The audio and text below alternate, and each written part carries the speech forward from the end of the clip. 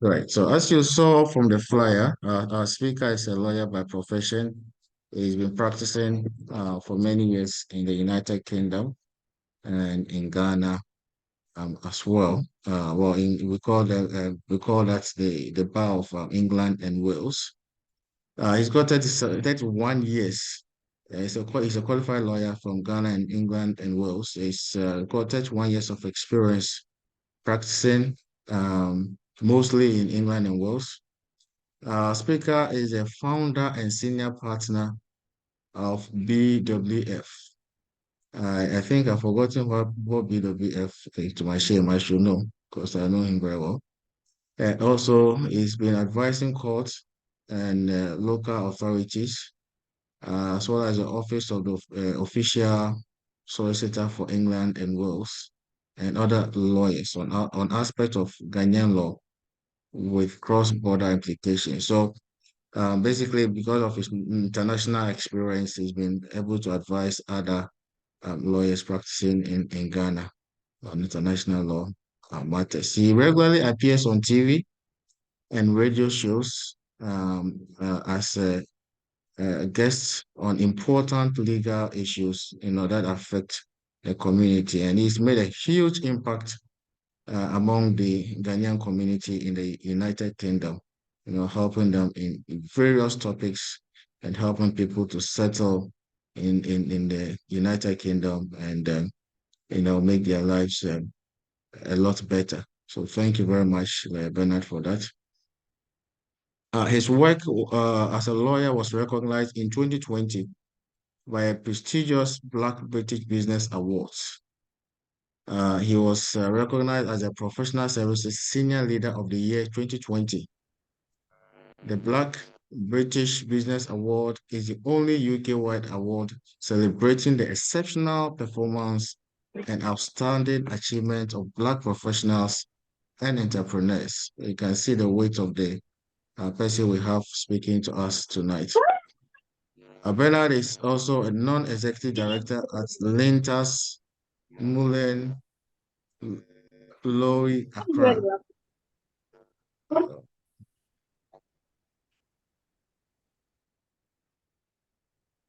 Sorry, let me mute. And this organization has among its clientele the Ghana Stock Exchange, that's Mullen Lowy, has among its clientele the Ghana Stock Exchange, Republic Bank PLC, Ghana Health Service, Government of Ghana, KGL Group, USAID, GTP, Gold Ghana, Unilever, UNICEF, and many others. Let me jump so many of the other experiences and accolades and come to this one. Bernard is also a director at KGL Group, Ghana Limited. KGL Group is a wholly owned Ghanaian owned group of companies with interest in technology, innovation, fintech, logistics, trade, property development, gaming, and commerce. Bernard chairs the board of trustees of the Future of Ghana Limited in the United Kingdom. The Future of Ghana is an NGO, that's a youth charity organization, which envisions Ghanaians globally uniting to drive positive change in Ghana through innovation and collaboration, with a mission to create platforms for young Ghanaians at home and abroad to connect, share skills, knowledge, and to impact Ghanaian development. So, ladies and gentlemen, I have a lot more to say about this gentleman, but for the sake of time, I'll stop here and let our speaker for tonight, lawyer Bernard, also take over from here. Lawyer, thank you very much for accepting to speak to us this evening. We do really appreciate you. Please take over from here. Thank you. Thank you very much, Dr. Kissi. It's my absolute pleasure to be amongst friends and family. And, when I'm asked to provide insight into aspects of what our lives involve in the UK or Ghana, it fills me with delight because it's service to community. And the thing that drives me most is providing service to community. It's something that I don't take lightly. And that is what gives me the most satisfaction in all aspects of my professional life. So today, we're dealing with a very, very a broad topic, very sensitive, and the various dimensions to this topic, assertiveness.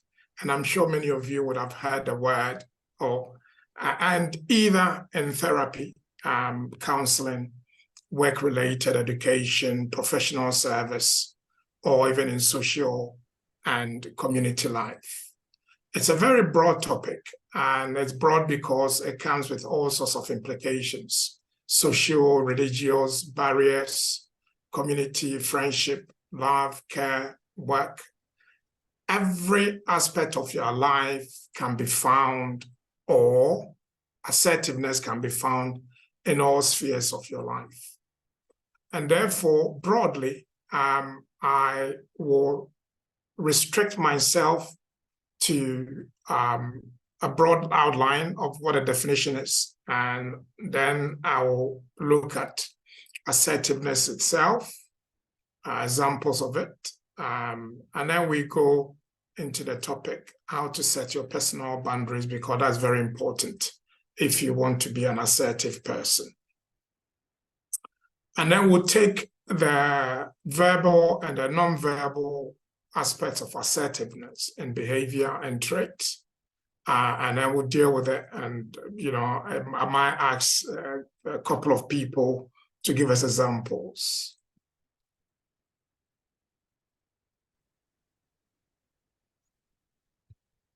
So assertiveness is behavior and communication demonstrating respect for your own and others' wants and desires. That is a broad definition of what assertiveness is. So if you focus on the definition, so first of all, it's a behavior and therefore it's a trait. It involves communication, and communication can be verbal or non-verbal. And it demonstrates respect for your own and others' wants and desires, and that means it requires a lot of balancing act. We all know what boundaries are. Boundaries are limitations or extensions, or either physical or non-physical. So limitations are usually rules or guidelines based upon your values, wants, and goals. And I've skewed the definition of boundaries because I could say a boundary of a house. I've skewed it to our topic. So as I said, the definition can be broad. So what we're looking at your preferences, wants and desires, others' preferences, wants and desires, and how to communicate your preferences and desires by respecting others' preferences and desires, and also making sure that when others are communicating or dealing with you, they also respect the barriers that you've put up. And I will go into this in a bit more.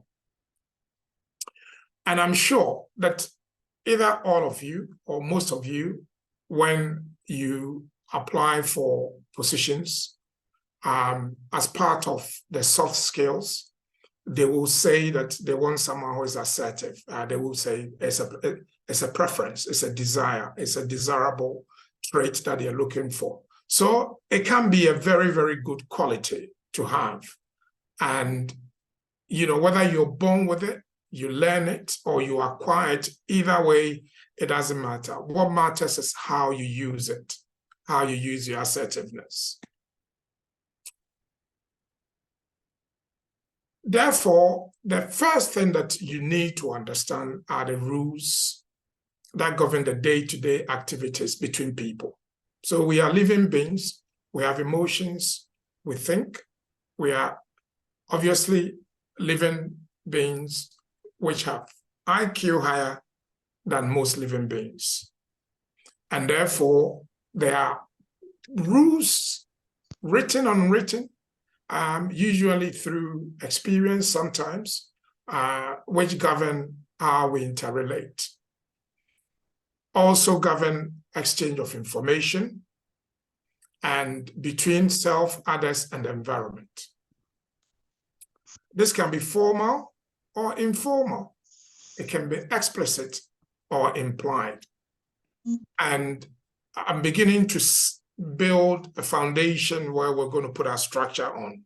So if you follow me, you will realize that I've built a skeleton, and as we go along, then I develop it further. And as you can see, we've got examples that I've brought up. So if you look at the picture that I've put on the right,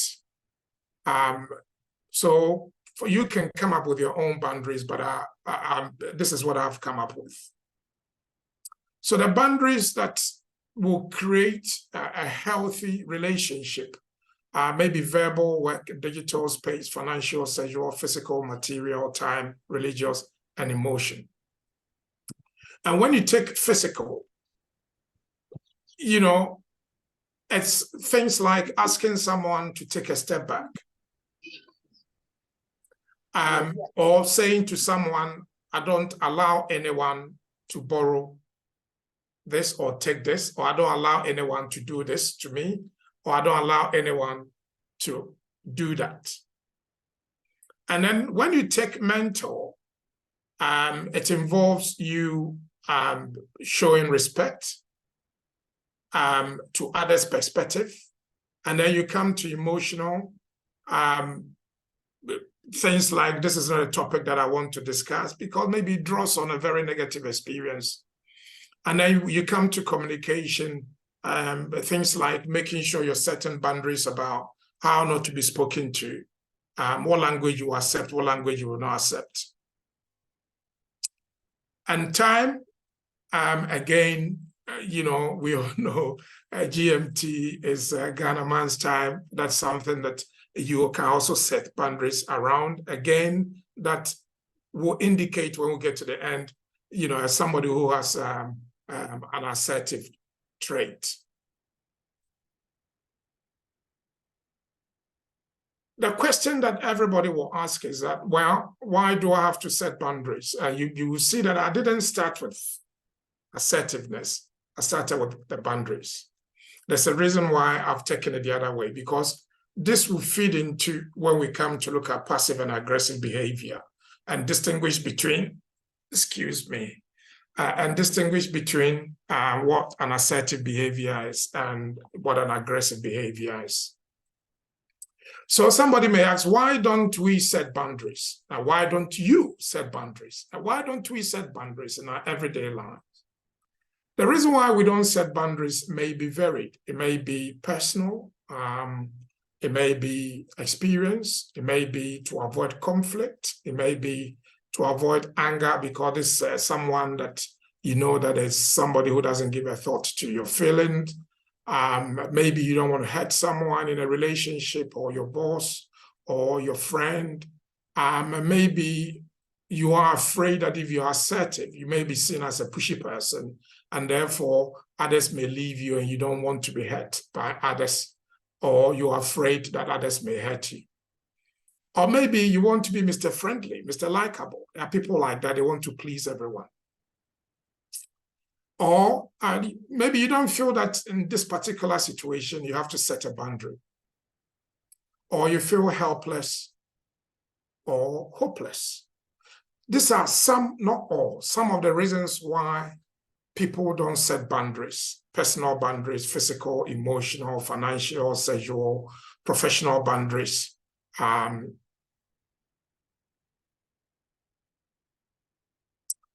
So when we take this further, we now know what assertiveness means. We now know what boundaries means. What we want to understand is, which person are you? Because you need to understand yourself before you can take on the task of learning how to be assertive if you're not already. Because I must explain that assertiveness, it's both psychological and emotional. It can be a trait, it can be a learned character. So it can be a very, very difficult thing to master. And particularly with our culture and our training, our experiences, there are things that sets us back. And it might be things that may be an abuse when you were a child, or maybe cultural barriers. You don't speak when you're not spoken to. And therefore, we pick and grow and acquire these traits. So the question I ask you is that when you ask yourself, or if you ask yourself, are you a people pleaser? Do you feel uncomfortable saying what you think or feel? Or communicating what you want or prefer? Do you often sacrifice your own well-being for others? Do you consistently avoid conflict? Do you usually let others have their way so they don't feel hurt, angry, or disappointed? Have you often felt trapped in a situation where your values, wants, beliefs, or feelings were not respected? Do you have difficulty respecting, asserting yourself? Now, these are questions that you have to ask yourself, because if you are in any of those, then it places you at a certain spectrum of where we're going. Or do you act rebelliously, automatically saying no to others? Do you often feel angry at others for telling you what to do? Do you passively resist doing what others ask you to do by procrastinating, making frequent mistakes, or making excuses? Do you get along with authority figures? Do you get defensive easily, seeing even simple requests as too demanding? Do you often feel cheated or that you're giving much more than you receive?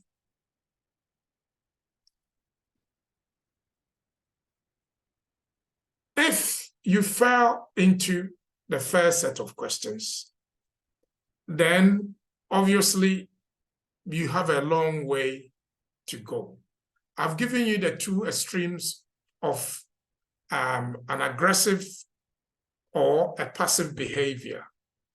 In the middle is an assertive behavior. And therefore, if you identify with the first set of questions, then you are a passive person. If you identify with the last set of questions, then you may be an aggressive person. But assertiveness is in between. It's a soft evidence of an acquired or learned or inborn trait. We call it soft skill, but it's also a trait, because although you can learn it, and people pay psychologists to learn it. And even in therapies, where people have had mental health issues with depression, breakdowns, when you go to counseling, these are the things that they ask you to learn. And the counseling process involves you playing certain roles so that you can set boundaries for yourself. Because where you feel that you're undervalued all the time because you're doing what you shouldn't be doing, then it can bring in dissatisfaction, which can lead to depression. And these are things that are taught and are learned, but there are people who are born with it. So how do you set boundaries? There is the I count and then you count position, and we'll see a drawing of that. If you adopt I matter, you matter, we matter, you might be able to solve some of the problems that we identify with the first and then the second set of questions. Accept the guilt and the fear as part of pictures, but don't let them control you. Identify your typical response. So sometimes when I'm going out to places to speak, you practice your speeches, but also there will be questions and you want to set boundaries around certain topics, and therefore you can identify what your typical response will be. Do you subjugate or rebel? Maybe you have to change your pattern. Be more assertive. If you subjugate, Be less reactive, more reflective if you rebel. I'm picking the two different opposite sides of assertiveness. But in all this, you have to identify your wants, needs, preference, and opinion.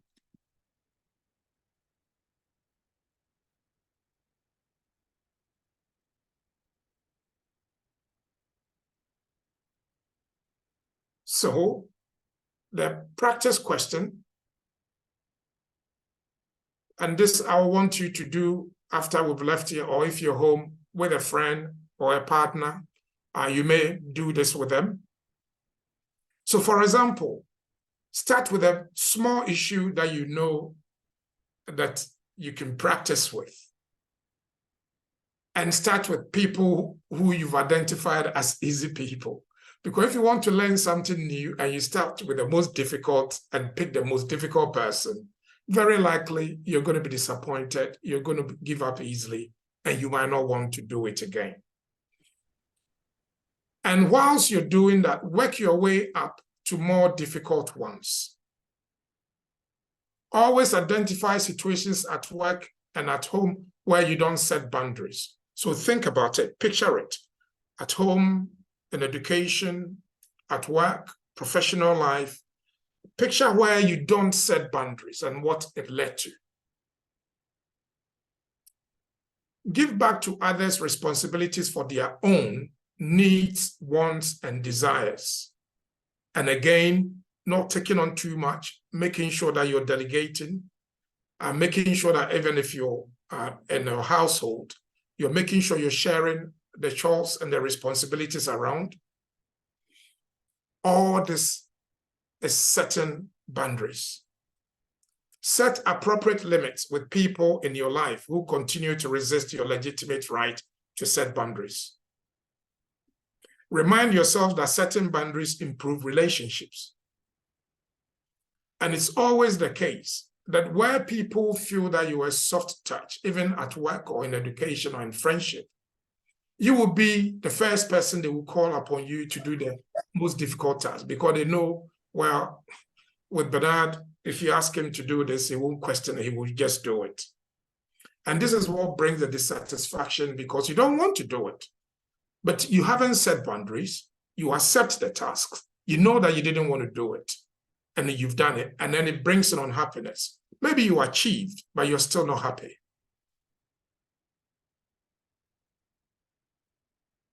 Once you've learned how to set your boundaries, the next thing that I want you to look at is the communication part of assertiveness. Because I did say that assertiveness may be verbal or non-verbal. Communication is also verbal or non-verbal. So when we say assertive communication, it may involve a behavior, an action, a word, a thought, an opinion, or an expression of a feeling. And these are things that you learn as you go, but also, as I keep saying, there are people who are born with it. So an assertive attitude values the expression of feelings. Now, I did mention feeling, and it's psychological and emotional. Assertive behavior involves expressing your feelings in a clear fashion.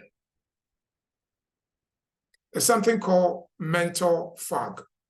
And when you clog up, maybe from stress, maybe from tiredness, you will see that your behavior towards others is a bit cranky and not the best. That's why the emphasis in expressing your feeling is in a clear fashion so that there's no ambiguity. Asking for what you want or saying no to something you don't want. That is you expressing your assertiveness, communicating your assertiveness. And then when you come to the broad topic, it is recognizing and communicating your thoughts, feelings, wants, honestly and appropriately, while respecting the thoughts, feelings, and wants of others. So I count, you count, together we count. I count, you count, together we count. We saw that earlier. It's an attitude that if you adopt, it helps in your professional career, your friendship, your emotional attachment to people, and frees up a lot of the pent-up feeling in people who feel not valued, who feel disenchanted. So, and I'll repeat again, assertive communication is recognizing and communicating your thoughts, feelings, and wants honestly and appropriately, while respecting the thoughts, feelings, and wants of others. And we can have examples around this. For example, your needs, wants, and feelings are more likely to be understood if you express your feelings and desires honestly, clearly, taking into consideration the feelings and opinions of others. It's very likely that your needs, wants, feelings are more likely to be understood. Nobody's feelings are hurt intentionally. Both parties are more likely to feel respected and heard. The relationship is strengthened by the exchange. You experience fewer negative conflicts and arguments, and that's why I raise that when you take on too much, you know you don't want it, but you still take on. If you are assertive, you experience fewer negative conflicts and arguments. You feel in control of your own life, not others' life, but of your own life. Your confidence and self-esteem are enhanced. I cannot overemphasize on this because I know that when you go through therapy, the first assessment is around how you feel in relationship with others. And usually when you speak to people who are soft touches and are not assertive, they are unhappy people who may have had very bad experiences and therefore they feel they are not in control of their own life. They have low self-esteem and they don't get along very well with other people. But however, if you can show assertiveness, you have a better chance of getting what you really want. Now, remember that the emphasis is not only on you, but it's a symbiotic relationship between yourself, within the environment, or another person, an institution, and yourself. So you depend on each other. And you've set boundaries around what are your soft boundaries and what are your hard boundaries. Your soft boundaries are those that you are prepared to negotiate around. Your hard boundaries are things like religion, emotion, culture, customs, and some of these are hard. I mean, you will not give space for that. And those are your boundaries. If they are your boundaries, they are your boundaries. And people will have to respect that. Now, when we started, I did say I was building on behaviors, boundaries, and we looked at two extremes of what is no assertiveness. We looked at passive behavior, and then we look at aggressive behavior. We saw the traits of a person who has a passive behavior, and we saw the traits of a person who's an aggressive person. So these are further examples. Examples of a passive behavior, always giving in to what others want. Is that you? Not wanting to make waves. So you don't want to cause trouble. You just want to do your work and go away. fear of saying no, not expressing your thoughts or feelings clearly. You discount yourself and count others. Remember, I count, you count, we both count. If you adopt that attitude, you will go places. I had a chance of being on a panel to interview for a very senior role in a big company. And we had 5 women to interview. The compensation package was up to $150,000. And we had this woman who was in her 50s and had worked in the private sector at the beginning of her life and is now in the parastatal organization. And when she started to narrate and talk about herself, and when we read her CV, what we saw was that when she was in the private sector, she was a very assertive person. And when she went to the public sector, she lost all that because, these are her words, I didn't want to upset the culture at the workplace. So she went along with all the bad things. And it reflected on her performance. And she was very candid with us. Now, she was in her 50s. She would have been an ideal candidate who's going to manage potentially 500 to 1,000 people. But we ended up employing a 35-year-old woman because she was very assertive. She was clear in her thought. She knew what she wanted. She was very emphatic with her views. And she was also emotionally intelligent because she realized that you cannot always push your way. And this is why you don't discount self and only count others. Because when you do that, you tend to lose your self-esteem, and it may lead to so many things. In this case, she didn't get employment. It's a very juicy employment. I mean, clearly, compensation of $150,000 in Ghana. That is really a lot of money.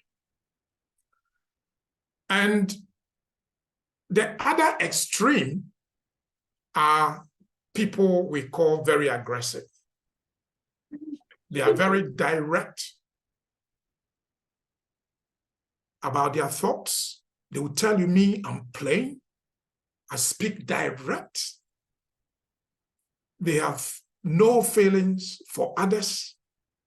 Their feelings underneath is disrespect, anger, and they are unclear even in what they want. They use intimidation and coercion to get what they want. They are always acting out angrily. They blame. They cover their vulnerability. They are very reactive in style of communication. The other one was, you discount yourself and you count others. But in this person, they count self and discount others. So you can see that, again, we've looked at 2 extremes. Now, it's very important that when you're doing this topic, you use examples because it's a character and a behavior. So examples work better and people understand it more. And that is why we're using this example. So, for example, you will identify someone who's got it, or you might even identify with yourself. You might think, well, this is me, or some of this is me. Are you always blaming, covering your vulnerability? Are you reactive in style? Is your communication direct? You think, me, I'm bold, I'm fearless. You talk by heart. That is an aggressive behavior, and that is not assertiveness.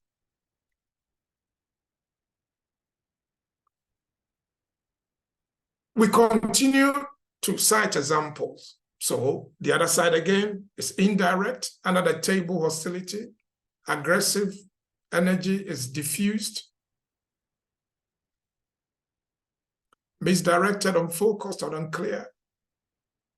You believe you have no power to influence others directly. Passive aggressiveness is powerful, however. You discount self and you discount others. So in this case, You discount yourself, others. We've looked at 3 examples here. And this is where, after all the learning and examples we've done, this is where we want to be. Okay? We want to be in the middle.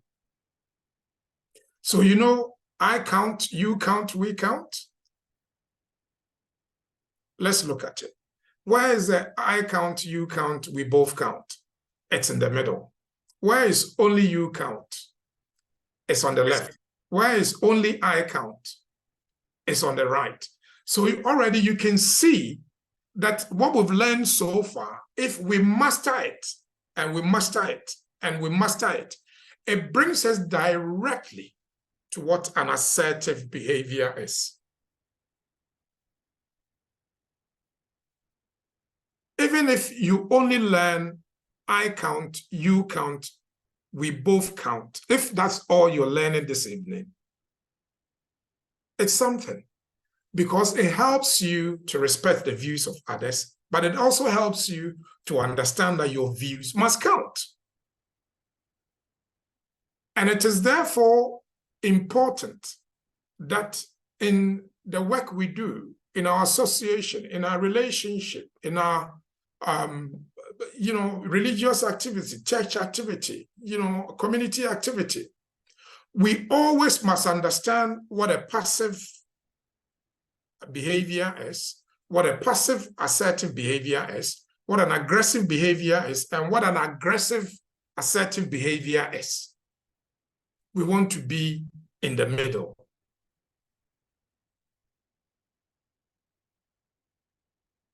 No doubt the journey is challenging because we are in the world surrounded by very uncultured, very damaged, uncaring, aggressive people who are facing challenges. It might be mental health issues, which has not been identified, or they haven't spoken or discussed it. And therefore, you're going to have a challenging journey. It's not going to be easy. It's going to be very difficult. And that is why on our the third slide before we got here, we said when you're practicing the no's and setting of the boundaries, you start with the soft ones, those that you can negotiate with an easy person, a person you know that will accommodate some of the things that you're going to do, and then work your way up to the most difficult and your hard boundaries. So what is going to stop you? What is going to challenge you? Maybe you may have difficulty accepting constructive criticism because you're going to be criticized in all our relationships, whether work, professional, family. There will come a time where you're going to be criticized. If you're in an environment where you're not giving constructive criticism, then it means you are either a dictator or you're not giving way for others to speak up. Do you find yourself saying yes to requests that you should really say no to, just to avoid disappointing others? Do you have trouble voicing a difference of opinion with others? Do people tend to feel alienated by your communication style when you do disagree with them? Do you feel attacked when someone has an opinion different from your own? And we all know that we can identify with one, maybe two, maybe three, maybe all of these. And that is a journey. There's a psychologist, and it's called Bohm, and he obviously has given a 4-step approach to how to become assertive and set boundaries. So the 4 steps are: acknowledge your basic rights. Every human being has a right, even animals have a right. Developed non-verbal assertive behavior. That is the easiest behavior to perfect. The non-verbal one. It's your mannerism, your face mannerisms, how you react. Those are non-verbal. Learn to say no, and then practice assertive responses. So to build on that, acknowledge your basic rights. Often we have forgotten them. As children, we may have been taught not to believe in them. Maybe if you haven't spoken to, don't speak. That's what you suffered from. You've been damaged from abuse. It might be sexual, it might be physical. And as children, we may have been taught not to believe in them. The examples that we may have been taught are, for example, I have the right to acknowledge my limitations and say no to requests that I cannot meet. You've been pushed to say, no, you are a wimp, you are soft. And you also have the right to be treated with dignity and respect. So these are two rights that we're going to start with.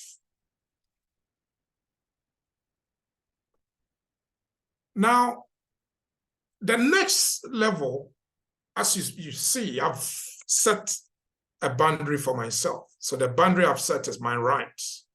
I have a right to say no.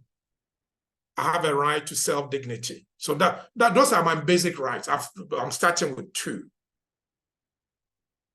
Then I'm now building on my non-verbal assertive behavior.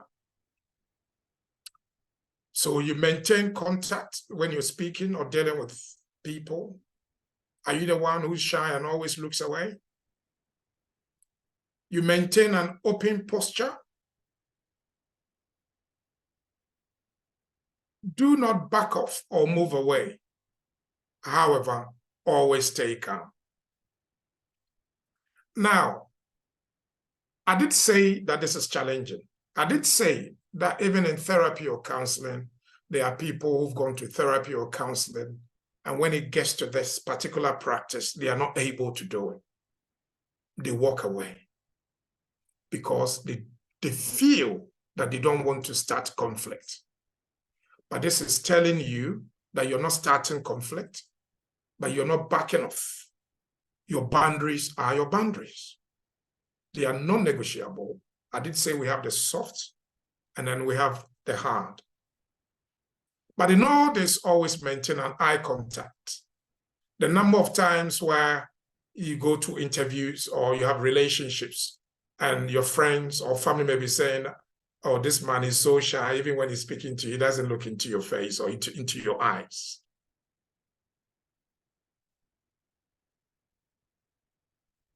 Step 3, learn to say no, but acknowledge the other person's request if you want to say no. So you acknowledge it and you repeat it. Your no is not just request no. Your no is you're declining, but you explain why you're declining. And then you say no. In certain cases, you may suggest an alternative.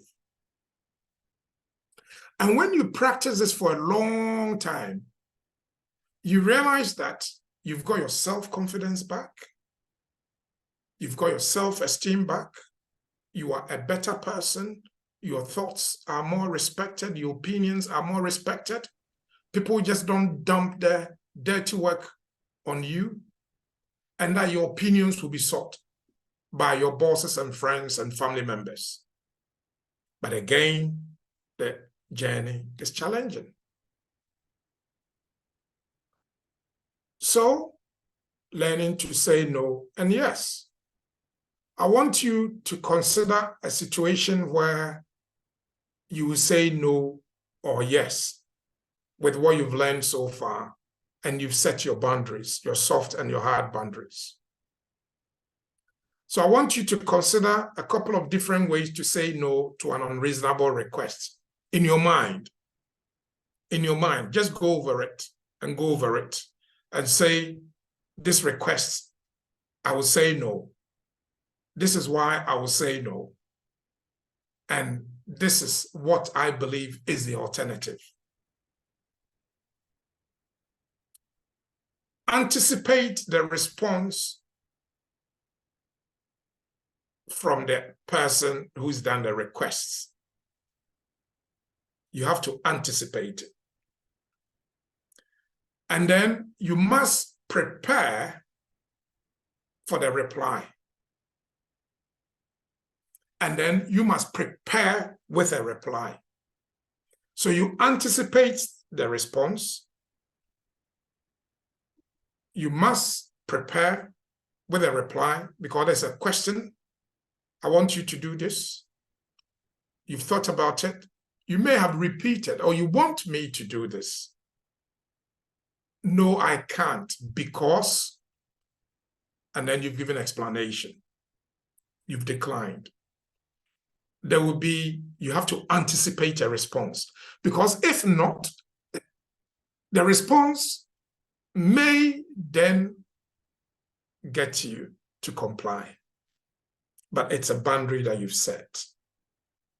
You don't want to breach that boundary. Even if it's a soft boundary, it's a negotiable boundary. It's not a boundary that you're just going to give up. And that is why we say, stand your ground. In all this, you must always prepare yourself. And the tips that I can give you on this journey, this difficult journey, is to consider, talk to yourself. If you've got a big mirror, stand in the mirror. Talk to yourself. You're going to a very difficult place where usually you don't feel comfortable because you're not valued, you feel very low, your confidence is very low.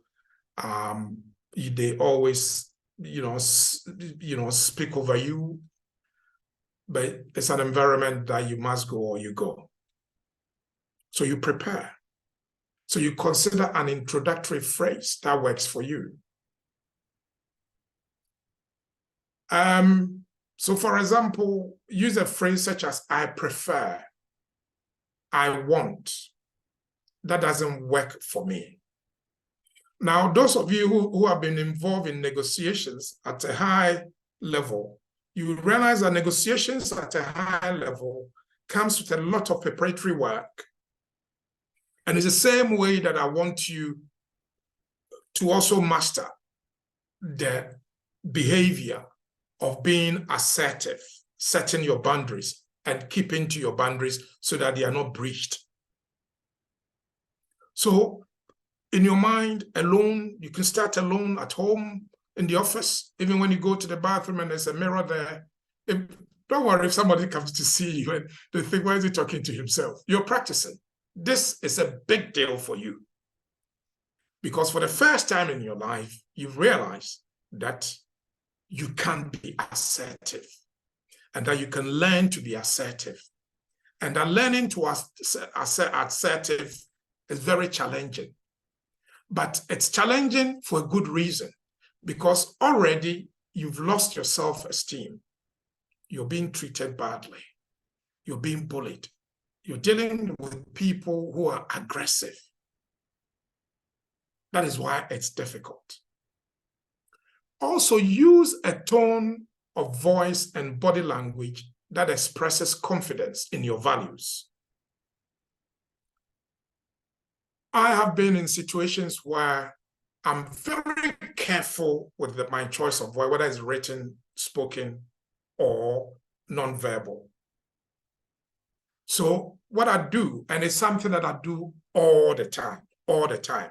So you know each environment and how you behave. There's some environment which is very boisterous.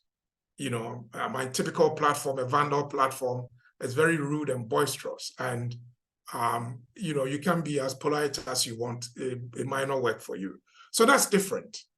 But I'm talking about everyday environment where you go, might be church, might be work, might be school, might be university, college, or might be a community. Avoid moralizing language, because you see, all of us have a background. The background we have may determine the sort of person that we've become.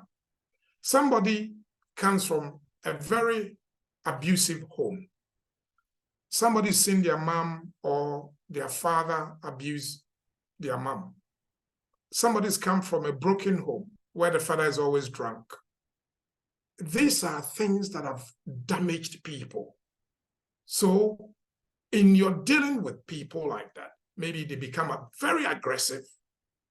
It's the tone, the body language, the eye contact that you use, and the confidence in the expression of your values that is important.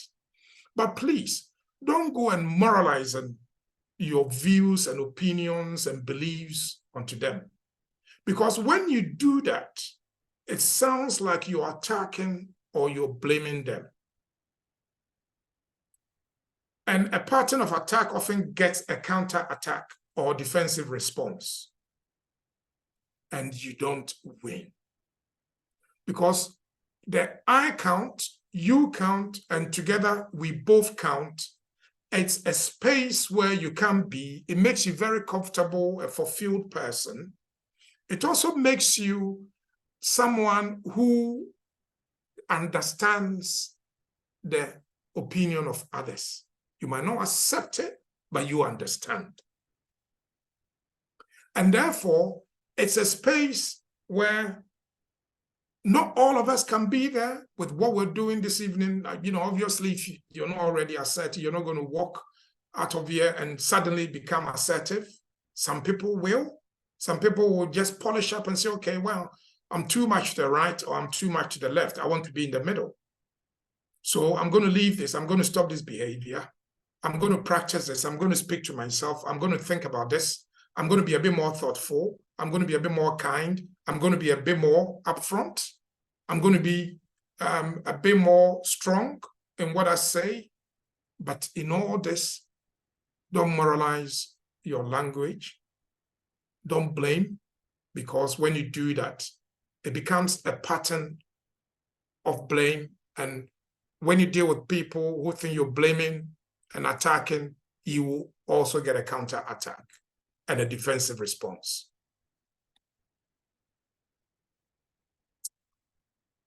I've told you, you can go and practice in a mirror. How do you practice? Well, let's see. Select a situation. What situation?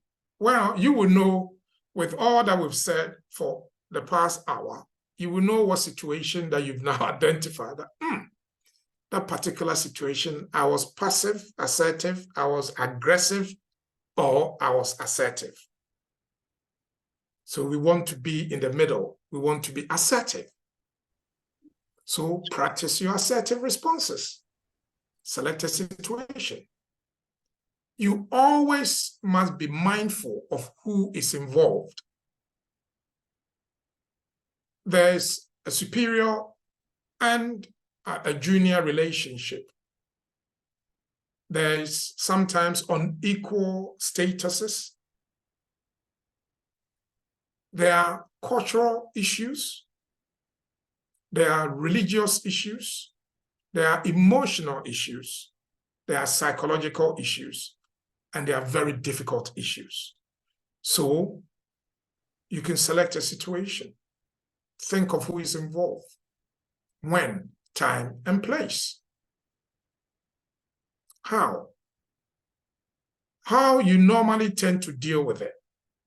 We've seen the left, we've seen the right, we've seen passive, we've seen aggressive. How do you normally deal with it? Do you normally deal with it assertively, aggressively, or passively? Think about the fears you have about the consequences of what you're going to do. That will follow if you were to be assertive. Think about it. Because sadly, in our community, our culture is such that sometimes when you're confident, you may be called rude. And also, just also be careful that the sex of the person might also determine a pre-prepared response. So when you're a woman or a female and you're more assertive, people see you as difficult. Now, you've heard of the phrase, Black women are difficult women. But there's a difference between direct and rude behavior and assertive behavior and confidence. They're two different things. What is the goal? Why do you want to be assertive in that particular position? So you don't walk about chest out with your stand akimbo and say to the world, I'm very assertive. That doesn't work. What is the goal? Where do you want to get to? What do you want to do? Just also be mindful that there's a difference between a goal and a vision. The goal is what gets you to your vision. The goal are milestones on your journey to your vision. So your vision is you want to be assertive. You want your assertiveness to earn you something. That is a vision. The goal together are the little milestones that you're going to achieve on your way. As you can see already, this problem is created. Oh, well, Samuel has changed. You know, anytime he comes here, I give him work, you know, he takes it without complaining. Now Samuel is telling me no. Samuel is complaining. Oh, you know, Akia, who I was dating, every day I ask her to give me money. You know, she doesn't complain. She gives money. She goes home and she's not happy that she's giving all her money to you. Suddenly, Akia is saying no. Oh, Akia has changed. Well, it happens. How do you handle such a situation? So, first of all, just remember that it's not a broken record. But if you repeat yourself too much, it becomes like a broken record. A broken record repeats and repeats and repeats and repeats. There might be situations that I initially mentioned that is called mental fog or mental fogging. It's a space where you can be, especially if you're a public speaker, you can get it. And that's why people freeze sometimes. They've been attacked by mental fogging. That can happen. So I told you, prepare in your mirror. Go home, go to your bedroom, lock your door up, practice. Even if you haven't got your own bedroom, go to the bathroom. There might be a mirror there. Practice. Practice your assertiveness, eye contact, being confident, showing in your confidence, believe in yourself, lift yourself up. Practice how to say no. Prepare your response. Think about a reply that may come. Think about how you're going to explain why you're saying no. These are very difficult things. Also, you shift content, you focus on process and impact. Every person who's dealing with a difficult situation can tell you that there's a process called a shift of content. So when you shift a content, for example, you're having a discussion around a very difficult topic. You shift the content, you move it away from the difficult, what is causing the friction, but you focus on the process and then think about the impact that you're going to achieve. And these are very difficult things to do. And then it takes you to diffusing. When you diffuse a situation, I saw a video today where somebody was on a flight and he was very aggressive. And the air hostess came. She immediately calmed the situation, not with threats, but with platitudes and common words, and we talked about the tone and the non-blaming attitude. So you diffuse a situation. You can summarize what is gone on because you want to reflect the other person's behavior or opinion. So you can summarize it to them and say da da da da da da da. Or you can be specific about what exactly that you're raising a boundary on. And in all this, you maintain your integrity. This, ladies and gentlemen, is very difficult to achieve. I must tell you that it's very, very difficult. The number of times that you come out of meetings or with very difficult people and you say to yourself, oh, I should have said that. Oh, I should have said no. You go home and complain to your spouse or to your mom or your dad or your friend or your partner. And you say, well, you know, they asked me to do this or he said this to me and I should have said this, but I didn't because I didn't want to create tension. So I just walked away. Obviously, you're unhappy.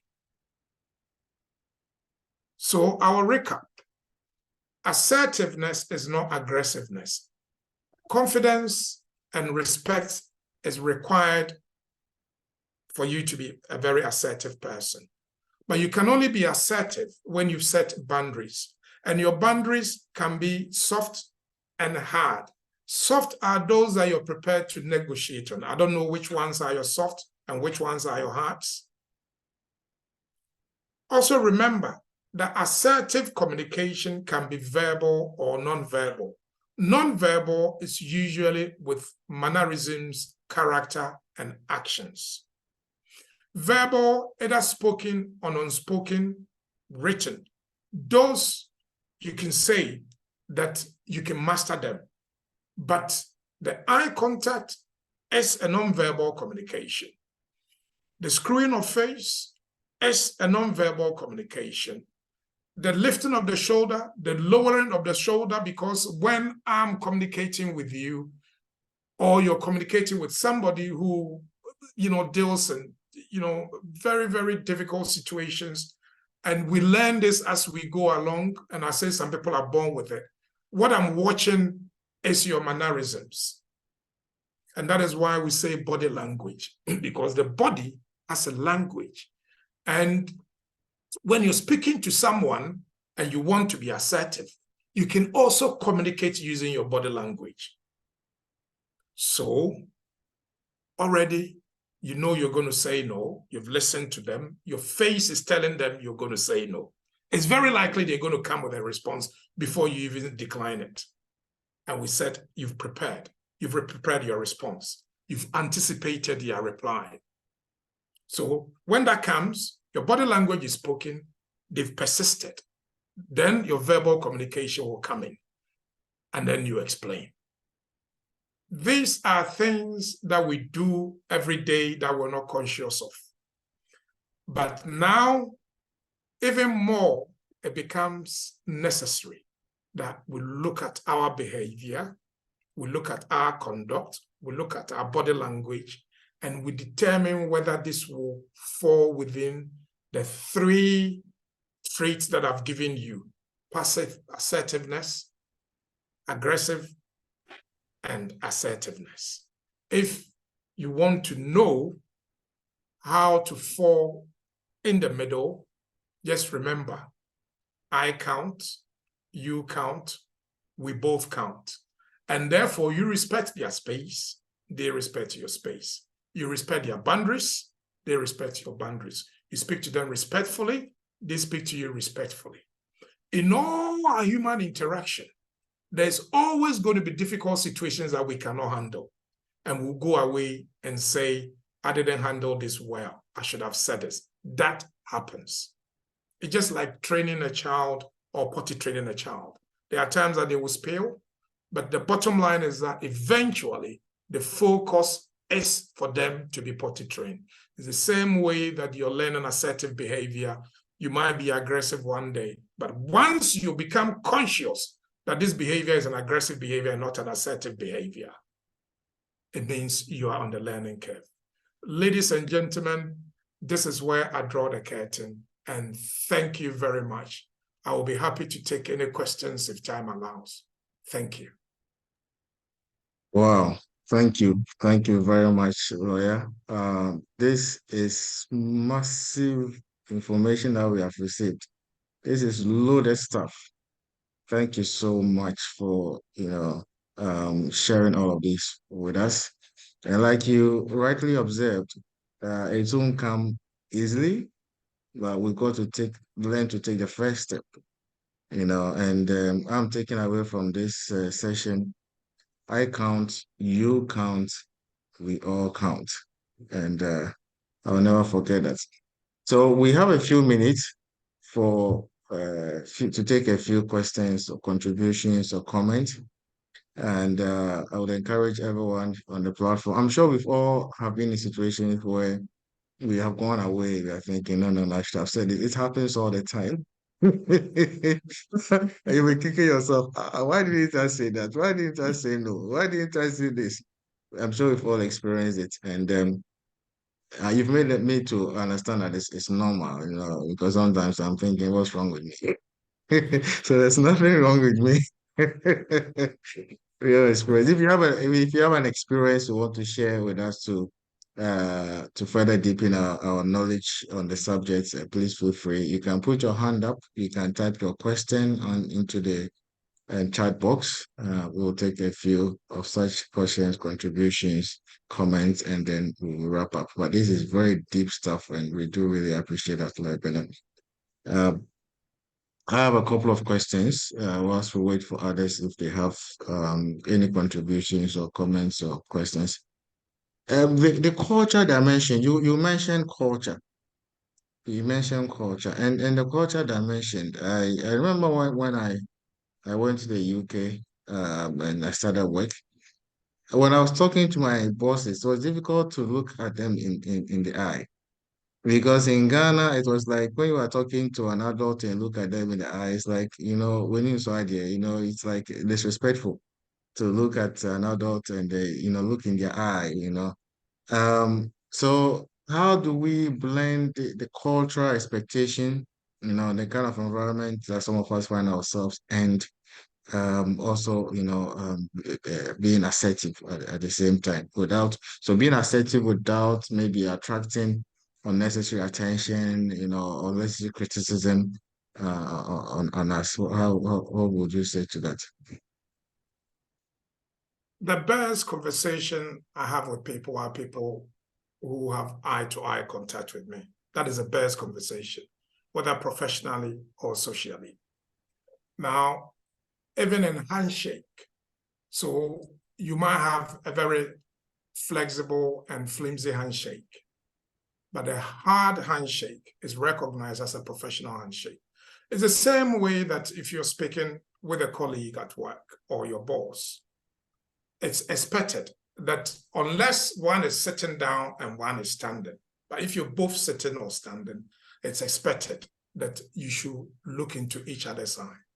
It doesn't mean that you should go like, I'm really going to focus on your two eyes, but the eye-to-eye contact should be more than the looking away. It can be very stressful. So for example, when I speak to people in a professional environment, there are those who feel uncomfortable when I adopt that, shoulder up, eye contact. So they look away. So I also give them the benefit of the time, and I also try and look away when they tend to look so that they can stay a bit more focused, because there is not everyone who's comfortable. It's a very difficult thing to do, Dr. Kissi. But if you learn it, just look. You can look straight at a person, but your eye is looking somewhere else. It's just like public speaking. You can look at a group of people as if you're looking at them, but your focus is somewhere else. So your focus is on what the person is saying, but your eye is looking at them. If you're shy, your eye is looking at them, but your mind is on what they're saying. That way you still maintain eye contact, but then you focus more on their speech, so that you don't lose focus of what you're saying. But again, it's something that you have to practice and practice and practice and practice. Mm. Yeah, thank Because you. the only Thank you. other thing I want to add is that in a professional environment, even, you know, even sometimes in a social environment, you don't want people to see you as a soft touch. Because else, if it's a professional environment, you're going to be expected to work late and stay late and maybe be asked to come early. For example, if they're coming to do something at the office, they might say, oh, you know, John, can you get to the office early? And oh, John, somebody will be bringing something tonight. Can you stay late? And everybody else will be gone because they know John, when you're speaking to him, his head is down. He's always looking down. He can't look up. So they just dump it on you. And it's very, very difficult. It's a trait that most of our people who come from Ghana, they have. And you can try and also learn to speak to people at a distance instead of very, very close proximity, because not everyone who feels comfortable. And please, just be sure that some of the menacing eye can be very aggressive. I was talking about assertiveness and not aggression. Thank you. Thank you very much. And in some cases, I mean, again, taking culture, for example. Now, in my experience in the UK, in some cases, when the white man is the certain behavior that the white person will portray, if the black person portrays the same behavior, the black person's behavior is considered aggressive. And then when the white person behaves the same way, it's like they are being assertive. I don't know if you have any comments on that. Yes, I do. If somebody hasn't got a learned experience, they will not understand this. But the problem with Black aggressiveness is historical because we are viewed to have a pent-up feeling because of what's gone on in the past and the treatment sometimes that we still receive in the Western world, America, UK, and parts of Europe. So you're expected, there's an expectation of you to fail, to be soft. So when you assert yourself, then sometimes you're seen as being aggressive. And that is why I said when and why and the person. So the when and the why is a circumstance. There's some circumstance which is a social environment. So your soft boundaries, you may give up on one or two. Your hard boundaries, of course, you don't. Again, your tone. So I have three main speaking patterns. I have a very professional one. I have one that is very jovial. And then I have one that when I'm doing my public speaking, so I pace myself. And sometimes I pause between what I say for emphasis. All this, so you can lower the tone, you can lower the speed of your response, you can speak your words out gradually. All this are calming environment, and it helps to put up or portray a very confident person, but somebody who's thoughtful about what they say. That way, nobody can accuse you of being aggressive. Thank you. Thank you very much, Lawyer. And Harry, I saw your hand up earlier. Harry, you Yes, can unmute Dr. and Kissi. ask your question. All right, thank you for the opportunity. Okay, Mr. Bennard. Hello. Yeah, thank you for the insightful presentation. So still with the culture thing. So you see, in Ghana, mostly it has been said, a child is supposed to be seen and not to be heard. So I would like to bring our mind back to it. And I want to know whether it has any connotation with being assertive, or does it also in any way inhibit the confidence of the child growing up? Okay, so there are what we call cultural expectation, and this is a cultural expectation. So when you have an outspoken child who bursts into room when their parents have visitors, the parents are viewed as uncultured and haven't brought up their children properly. Now, this feeds into some of the things that we bring to our professional life. But there's a difference between a child's behavior and an adult's behavior. I don't expect what we've discussed to be done by a child 6, 7, 8, 9, 10, 11 years. Of course, the child will know boundaries. Mommy, daddy said, I don't go with strangers. I don't cross the road. I have to look. I don't allow a man to touch me here.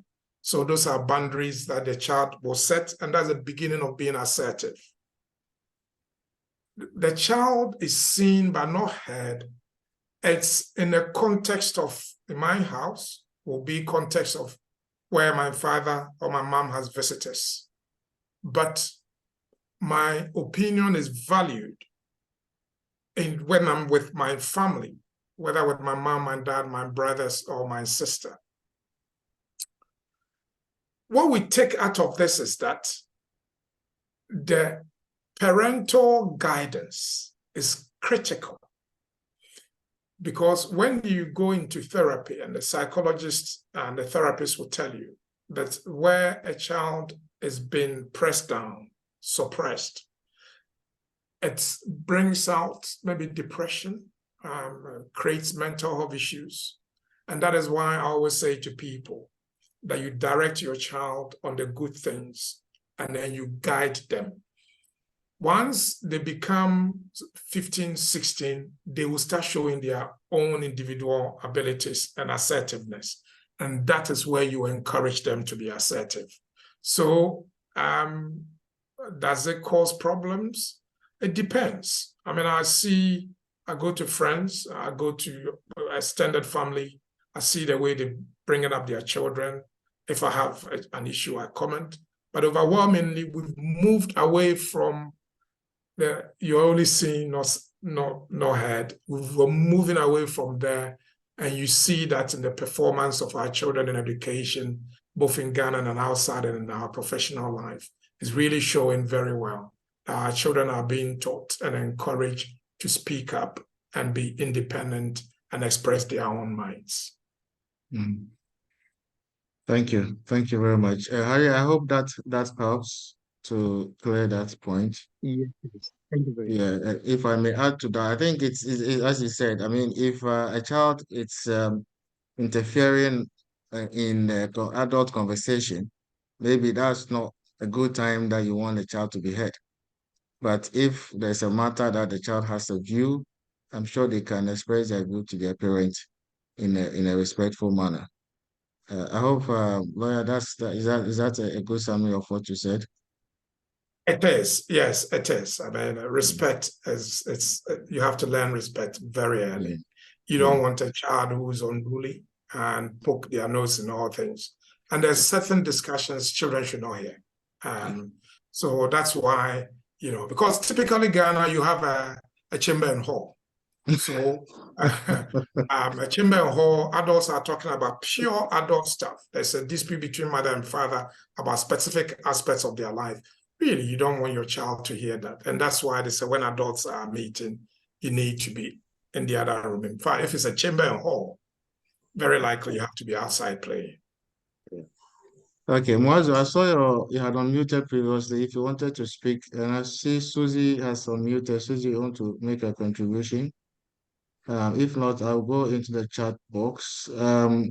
Okay, Destiny wanted to see page 21, but I hope that you'll be sharing these slides with us. We'll put it on. Yes, I'll send it to you, Dr. Kissi. I'm going to actually send it to you now. Yeah. Thank you very much. So we'll put that on the Flex Connect WhatsApp platform. If you are not there, please follow the link and join us, so you'll be getting all this. I won't distribute the slides widely. We'll just put it on the Flex Connect WhatsApp platform. Okay, so there's a question here on this from Augustina. Thanks so much for the insightful talk. Please, how does one's temperament play out in being assertive? So we have all the different types of temperament, and maybe, yeah. So let me just leave that there for you to address. How does that play out in being assertive? Well, temperament is usually to do with your reaction to issues. So it may be a verbal, communicated verbal reaction, or it may be a non-verbal. So being rude in public or to a situation can be part of your temperament. There are people who are said to be hot-tempered. Temperament is very key in you being assertive, because if your temperament is that you are intemperate, then it causes a lot of problems. You're more on the aggressive side than the assertive side. And that is why you need to watch it. If your temperament is anything goes, welcoming, people pleaser, then you're more on the passive side. You want to be in the middle, and therefore your temperament should be measured. Okay. So then we need to be conscious of our temperament and in any situation, see how we present ourselves. Okay, there's also a question on the chat here. I see Pastor Moses unmuted. I don't know if you wanted to say something. If not, I would read out another point in the chat box. We should be ending this pretty soon. Is it ever necessary to take advantage? That's from Sir Matthew Chairman. Matthew, thank you so much for joining us this evening. Is it ever necessary to take advantage of any other opportunity to rectify a faux pas in a public presentation after the act? For example, do you use another medium available to rectify later on, or should you just let go and leave things as they were presented? Well, we've all heard of the story where I think Kwame Nkrumah went somewhere and somebody was given a presentation and he was asked to go and correct it. And then when he went, what he said was even worse. For us, some of the things that you may consider a faux pas might be things that may not have been picked up. We get very sensitive about our public speaking and public presentation. But there are things that I've done in public. I come back and I ask my wife, oh, did I say right? I said, what are you talking about? So no, I didn't notice it. It's okay. And you ask another person, oh, that was really good. So please, if it's a misinformation, you have to correct it. If it's a lie and it's been drawn to your attention, of course, you have to correct it. But if it's a style and or maybe a particular response to a particular issue, of course, you can do it later. My style is basically when it's done, it's done. If you have to correct something, you can do it later. Unless it's a lie or a misinformation, then that has to be corrected immediately. So what if we should have said no and you said yes? Can you now go back and say no?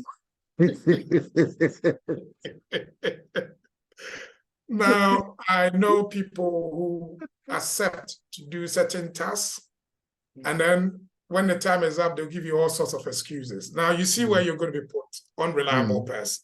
Yeah. You don't want to be. So you learn from it, unless it's a hard boundary.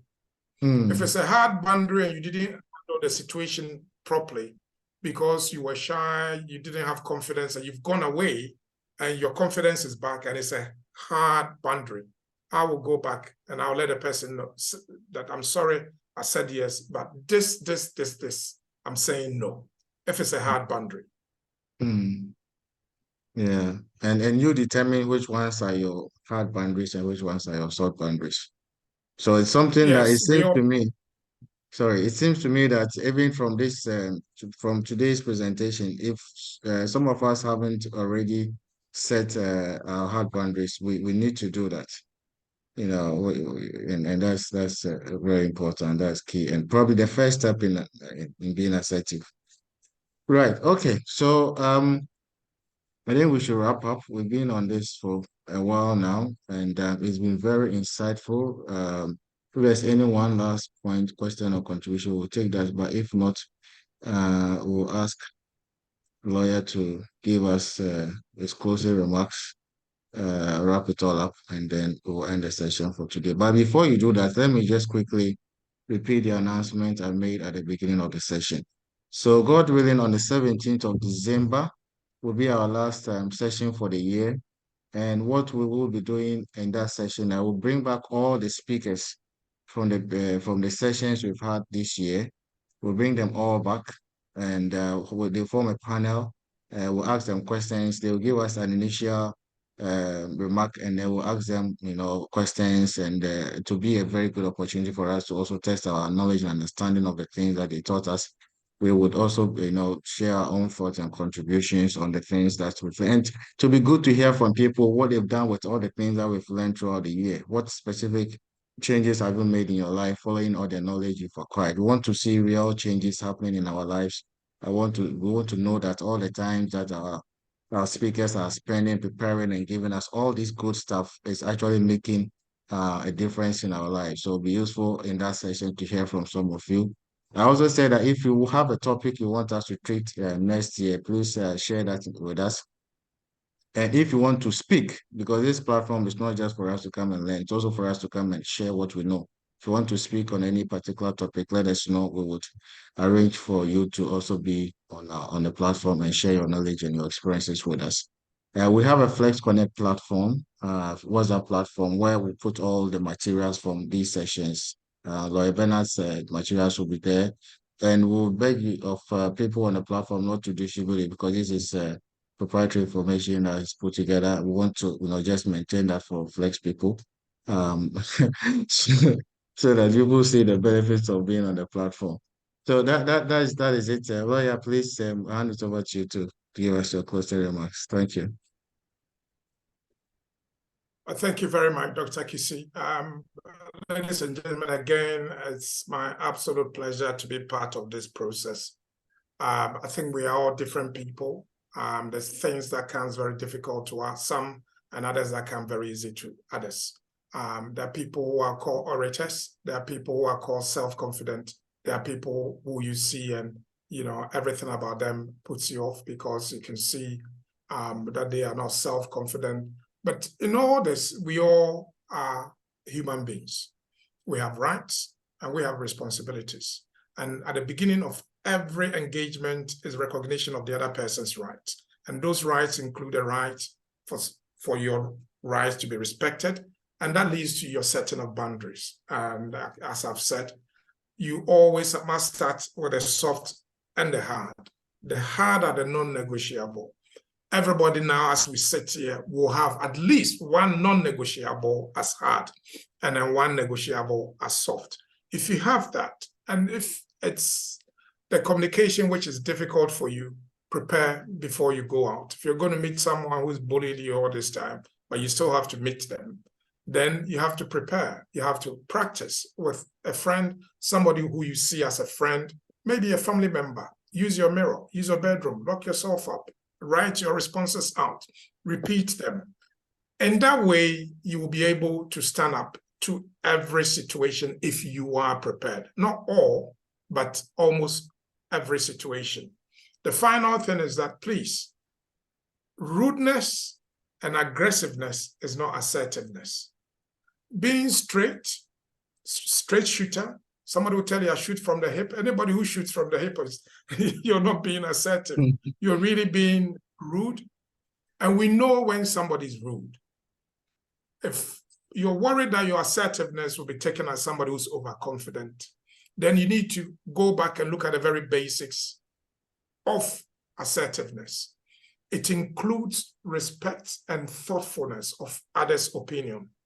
That itself means that when you are in an environment, you don't project yourself as a person who is overly confident and comes out as rude because you're thoughtful of others' opinion and responses. And as I said, you count, we count, or I count, you count, and we count. That three counts brings together, and together we are united. Thank you very much, Dr. Kissi. And if I don't see you guys again, have a Merry Christmas, and we hope to see you next year. Lawyer, thank you so much. But I hope you will join us for the panel section on the 17th of December. So don't wish us Merry Christmas yet. I hope. Okay, yes, I will. I'll be here. Yes.